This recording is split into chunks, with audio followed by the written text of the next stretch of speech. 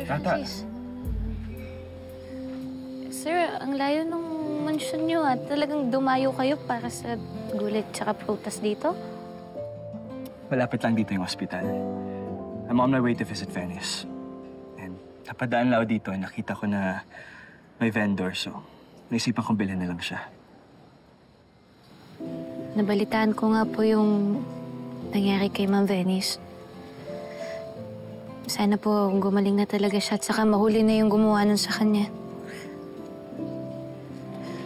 Sana nga, Tata. Gusto ko nga din po palang magpasalamat para dun sa pera na binigay niyo. Ang laking tulong po kasi nun sa kidney transplant ni Nay Guapa eh.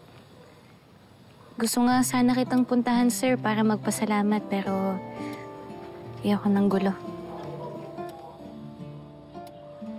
Naintindihan ko naman, Tata. Mahalaga gumaling ng nanay mo. And you worked hard for that money. You deserve it, Tata.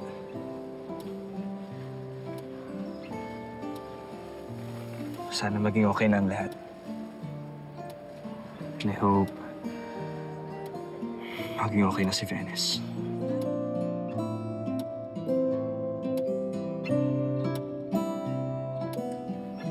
Kaya mo yan, sir. Basta lumaban ka lang.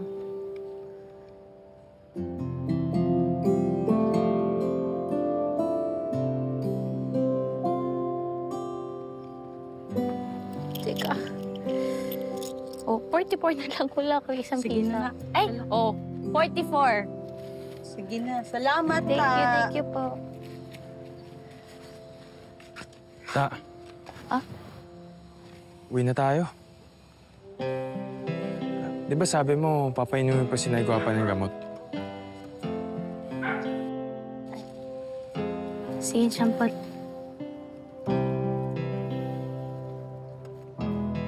Sir Francis, ingat ka, ah. Salamat, Tata. Ingat ka rin.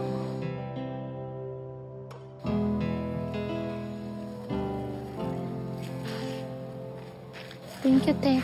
Thank you.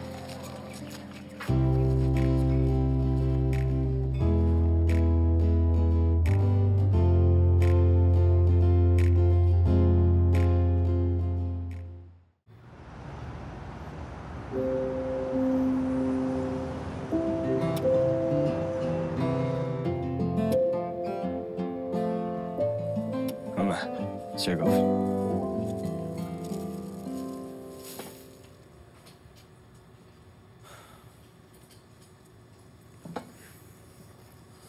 Kumusta na si Venice?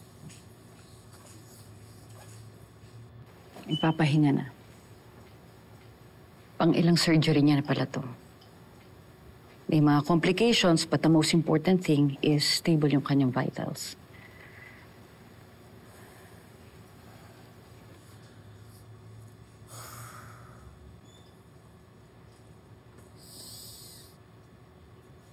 I can't sleep.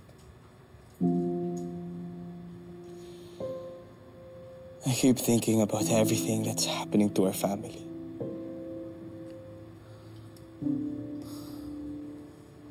Lahat ng mga pinagdaanan namin ni Venice.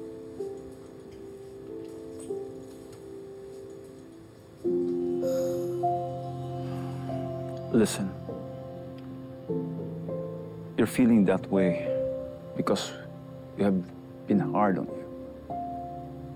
We have put too much pressure on you. Lagi ka namin kinukumpara kay Vincent na hindi naman dapat. I'm sure naka-apekto to sa marriage mo kay Venice. For whatever it's worth, Francis, we just want you to know, Greg and I, that we think that you're doing an amazing job.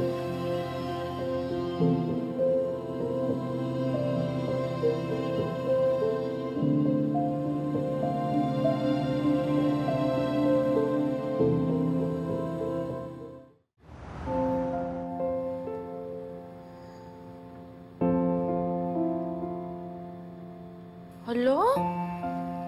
Bakit umiiyak si Nanay Guwapa? Hindi po ba dapat masaya ka po kasi matutuloy na po yung kidney transplant mo? Anak, natutuwa lang ako. Naiiyak ako sa tuwa, anak. Eh, isipin mo naman, para tayong dumaan sa butas ng karayom. Hulog talaga ng Diyos yung mga taong tumulong sa atin. Yung nagawa nila ng paraan na maging priority ako para makakuha ng compatible na kidney. Tama po kayo, Nay. Mabait po talaga ang Diyos.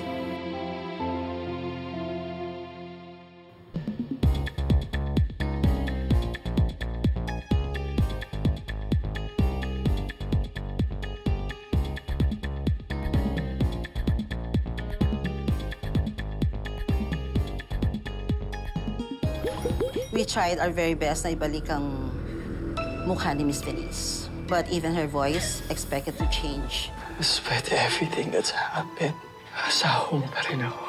Pinagdarasal ko po na gabahin yung mga doktor para tulungan po talaga nila si Nay Guwapa para gumaling na po si Nanay. Malaking operasyon po kasi to, kaya sana po walang mangyaring masama. Si Kuya Daboy, pinabarangay. Sa pamilya natin, ilang taon na rin akong pabigat ah. Mahirap maging mahirap, Nay. Yung kamukha mo dating artista tata, magbago itsura mula nang mabuhusan ng asido. Kaya, kakapit sa asawang mayaman. Okay ka lang, anak?